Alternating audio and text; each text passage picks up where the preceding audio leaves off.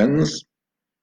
In this short um, lunchtime talk, I'd like to mention just a few things about last week's Parsha, which is the portion of the week that we read in the Torah. It was actually a double one. But I'd like to mention from the famous Parasha from Leviticus chapter 19, which we call the Parsha of Kedoshim, which is called Holiness. And my question really today is, what does it mean to be holy? Now, I think when we think of holiness, we think of what I would call otherworldliness. People who are maybe very spiritual, maybe people who are very ascetic and disconnect themselves from this world. So I'd like to just look for a moment from, I guess you might say, a Jewish point of view, what it means to be holy. In this week's parsha, it says, Kadoshim tihiyu, ki kadosh ani Hashem Elokechem. You shall be holy, because I, the Lord your God, am holy. At the beginning of this parsha in Leviticus, there's interesting comments both by Rashi, Shlomo ben Yitzchak, and the Ramban, Moshe ben Nachman. And this is from Leviticus 19:23. Excuse me, Leviticus 19:1. What does it mean to be holy? Rashi first says that what it means to be holy is prushim min arayot. After all, in the parsha right before Nachrei Mod, it talked about the Torah's sexual prohibitions within the family. A brother cannot marry a sister, and a son cannot marry a mother, and a father not a daughter, and what we call the sexual incestual prohibitions of the Torah. And then, of course, and other things related, questions of adultery. It says that if you keep the sexual prohibitions and all the prohibitions of the Torah, then of course it makes you kadosh, renders you holy. So for Rashi, the meaning of holy is the Torah sets certain guidelines, and these guidelines bring a person towards holiness. Nachmanides, Ramban says, Kadesh et atzmucha b'mutar lecha, which means make yourself holy within those things which are permissible. Meaning for Nachmanides, it's not enough that we just follow the guidelines of the Torah, because you can do what Nachmanides refers to as naval birshut haTorah, which means abomination within the framework of the Torah. For instance, you're allowed to eat as long as it's kosher, right? So a person can go on crazy banquets on a daily basis, inviting all these people, and it's all kosher food. What's the problem? So sometimes the Torah is the guideline, and we have to know how to sanctify ourselves within those guidelines of the Torah. Because you can do a naval birshut haTorah, an abomination, which seems to be fine in the name of the Torah. And this is, of course, a challenge by itself, that a person has to understand that the Torah gives general guidelines, but you have to have your own guidelines too, to know what is right and what is wrong. There's an interesting Nachmanides, another place in Deuteronomy in Devarim, on the verse, Vasita hayashar vehatov b'nei Hashem Elohecha. You shall do what is right and what is good in the eyes of the Lord. So Nachmanides says, wait, isn't the whole Torah about doing what's right and what's good in the eyes of the Lord? So why is there another verse saying that? Doesn't the Torah already give us the guidelines? So Nachmanides says, look, of course the Torah gives guidelines, but the Torah can't tell you what to do in every possible circumstance of life. It would just be too much. It would fill up every book in the world. It probably wouldn't even fit on the computer. So there's a certain point where you have to get it. where by living these guidelines, you start to understand the point, where you become self-propelled morally, ethically, spiritually, with spiritual and moral integrity, that you understand when a situation comes up what you're supposed to do. That's what, it's like the story of the fellow goes to the rabbi, says, Rabbi, I went through the whole Talmud. What's next? The rabbi said, okay, you went through the whole Talmud, but how much of the Talmud went through you? So it's studying the Torah, going through the Torah, is the Torah going through you. The first Psalm, the first Tehillim says, Ashrei ha'isha shelo halach batzad rishayim. Happy is the man who did not walk in the path of the wicked. Uvaderech hata'im lo amad, and didn't stand in the way of the sinners. Uvamoshav leitzim lo yashav, and did not sit with the mockers. Kim Torat Hashem chefzo, because his desire is the Torah of God. Uvetorato yehegei yomam v'layla, and in his Torah will he study day and night. So the Talmud says, why at the beginning is it called God's Torah, and then after that it's called his Torah? It's to tell you that the point of the Torah is not just to study it, but to make it part of you. It's supposed to transform you into a different person. That, of course, is the point of the Torah. So, what does it mean then to be kadosh? What does it mean to be holy? Now, it's true that in both these guidelines, whether according to Rashi or according to Nachmanides, whether we're saying the Torah itself is to teach a person a guideline, or whether according to Nachmanides it's even not enough the guidelines of the Torah, you also have to get the point and not to abuse the guidelines of the Torah. And not to say that the Torah allows me to do this, then, I can just go out and act foolishly, but as long as I'm, following more or less the guidelines. No, it has to transform you. So what does it mean to be holy then? Well, let's look in the Bible and see what holy means. Jeremiah talks about Go'aleinu Hashem tzvaot shemo kadosh Yisrael. Redeem us, O God, the God, Lord of the hosts, as his name is Kadosh Yisrael, the holiness of Israel. God is called holy. Jerusalem is called Ir HaKodesh, which sometimes is translated as the holy city, but in Hebrew it actually means the city of the holy.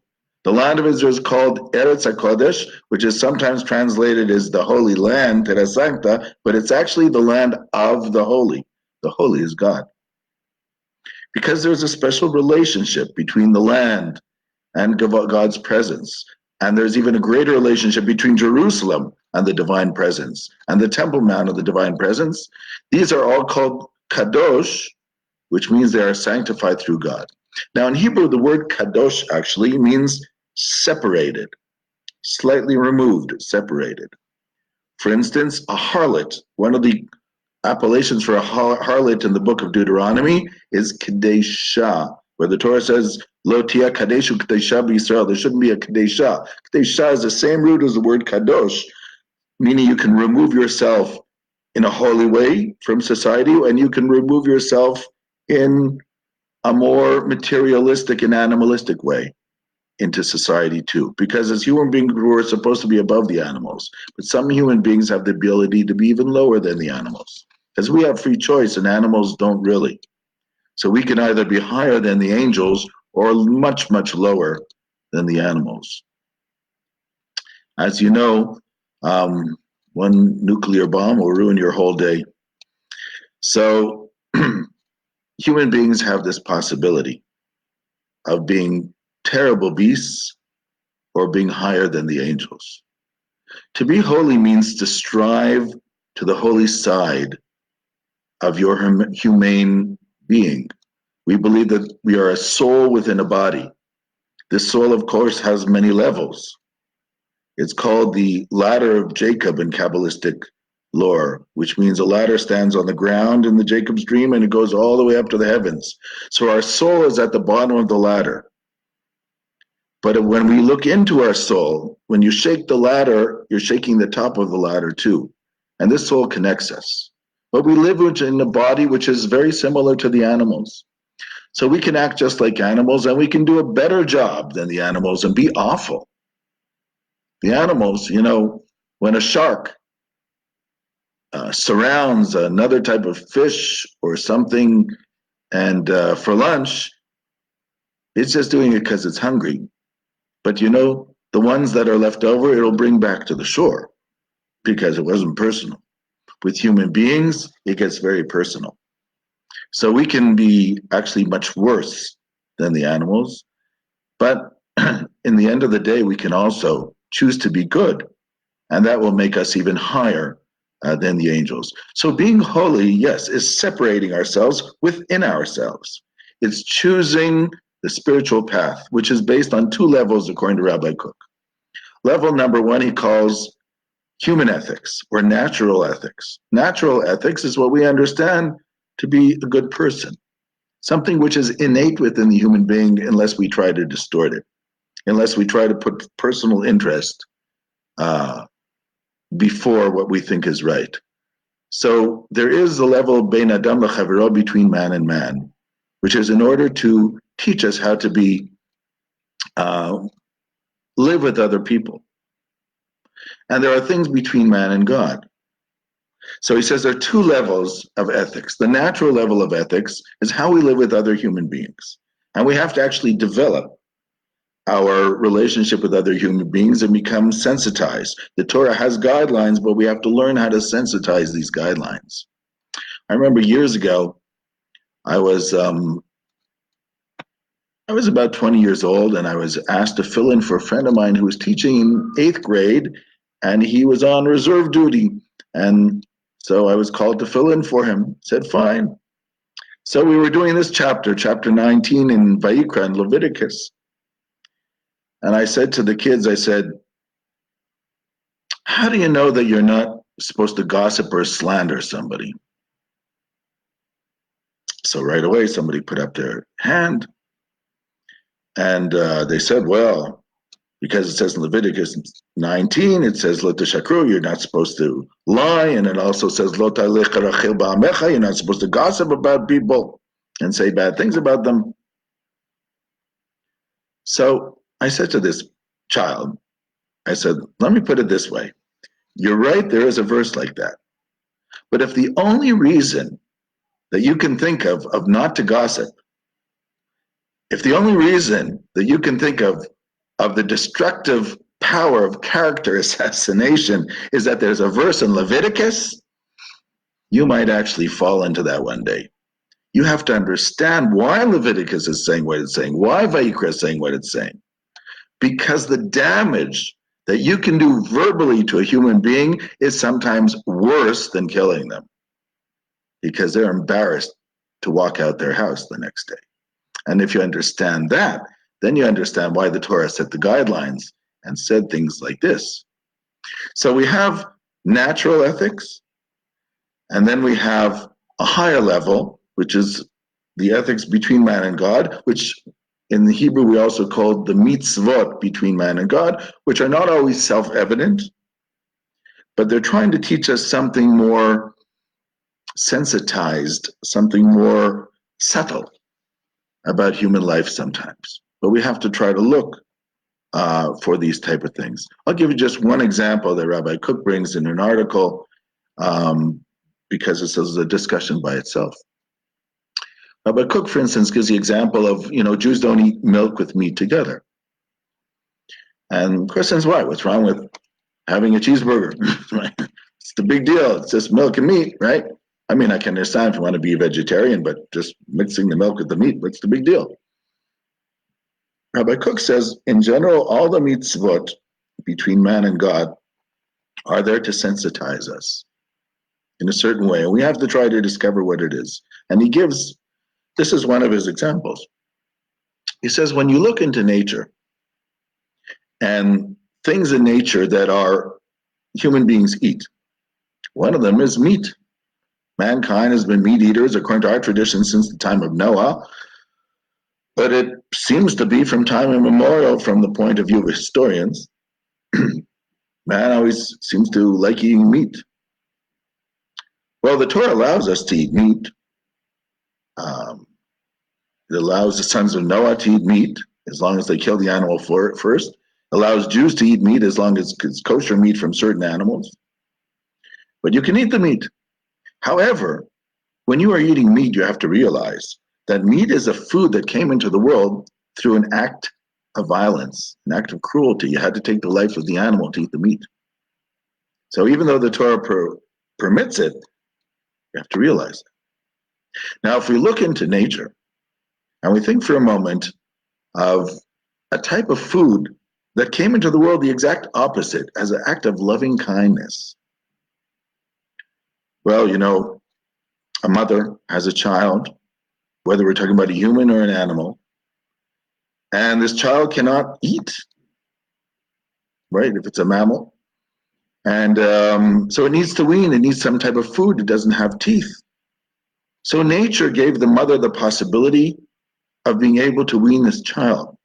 She has milk, she can supply the child, and the milk is the best formula. It has all the vitamins and the nutrients that the child needs. And it just appears after the child is born.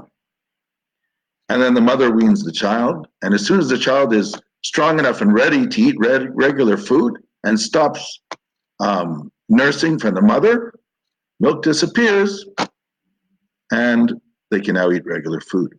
So basically, milk comes into the world as nature's act of kindness for this new child. So Rabbi Kook says what the Torah is trying to tell us of not mixing milk and meat is to give us this greater sensitivity to understand you can eat meat if you must. It's a discussion by itself. You can eat meat if you must. You can also eat milk, but don't mix them together. Realize that meat came through an act of cruelty. Milk came through an act of loving kindness. If you're sensitive to these things, you'll realize the need for separation. Now, there are other types of separations in our lives, and the word kedusha, which comes from the idea of separation. Yes, sometimes human beings try to separate themselves in an ascetic way in order to try to develop their spiritual side. Many human beings feel that in order for them to be more spiritual, they have to move away from physicality. Is this good or is this not good? There's an interesting discussion based on the book of Numbers, chapter 6, which discusses the Nazarene, the Nazir. In Judaism, a Nazarene, a Nazir, is not somebody actually who lives in the mountains, but is somebody who takes upon themselves, for whatever reason, minimum of 30 days, to abstain from wine and anything that comes from the grape, to abstain from cutting their hair, and to abstain from being in touch with any type of dead body, whether in a cemetery or otherwise. It's sort of like symbolic, but the Nazir wants to do a little bit more.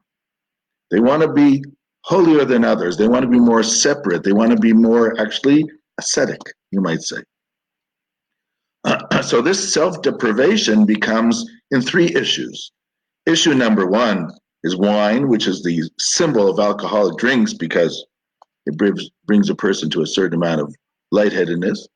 The second one, of course, is cutting the hair, not to beautify yourself before others.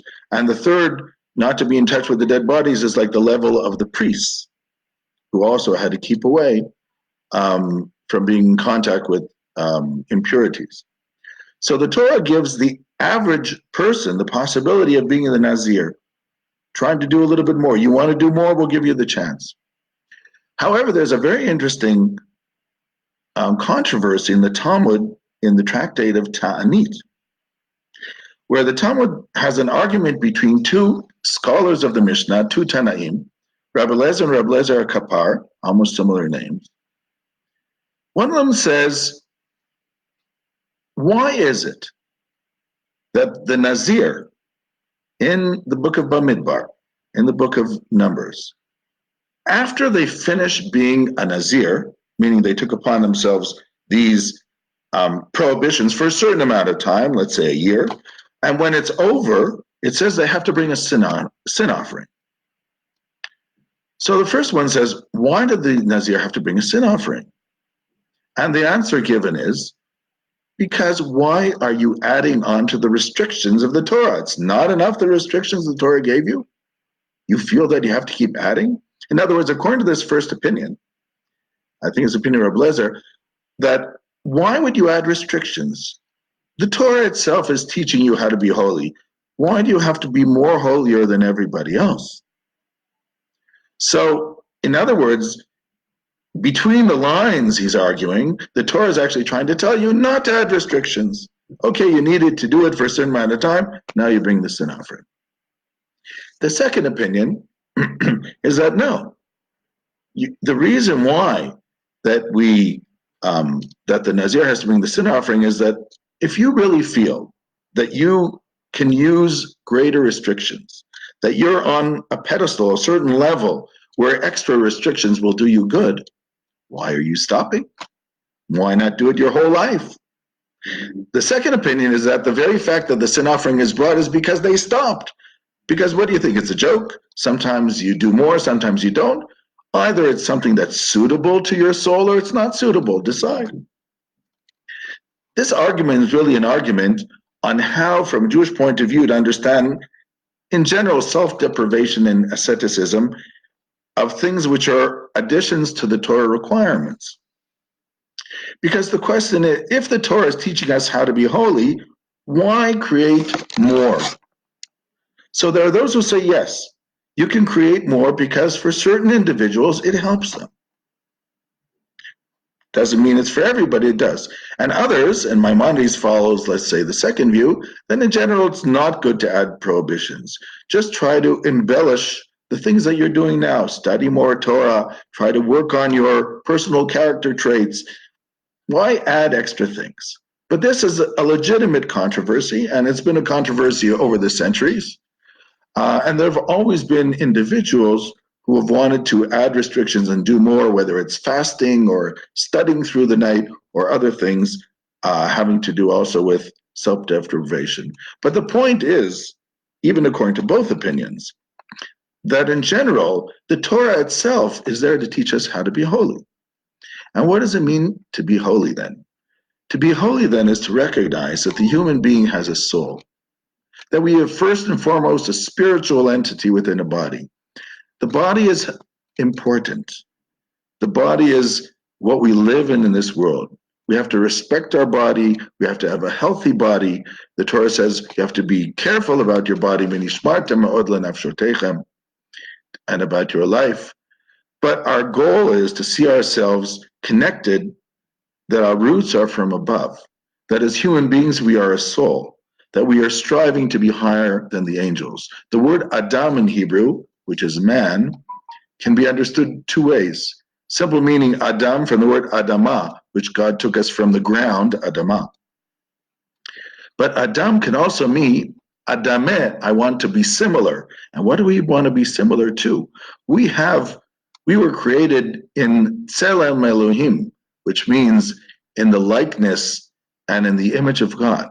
So we can be Adameh Elyon. We can also try to seek to do imitatio Dei, to be like God. And if we can become godly, because God is holy, that makes us holy as human beings. So to bring holiness into our lives, the Torah gives us guidelines how to connect to your soul, not to leave the body, not to necessarily to do self-deprivation. The Torah sets guidelines, and those guidelines are just to teach us how to keep our head above water, how the mind should control which way we go, and how to teach us to enrich our lives so that holiness, whether on the natural ethical level or on the spiritual ethical level, be the guidelines to our life. Kedoshim to you. And this is what the Torah says, both on the individual and the national way. The Jewish people has taught this, and this is an idea that we try to teach to our brothers in all of mankind, Shalom, shalom.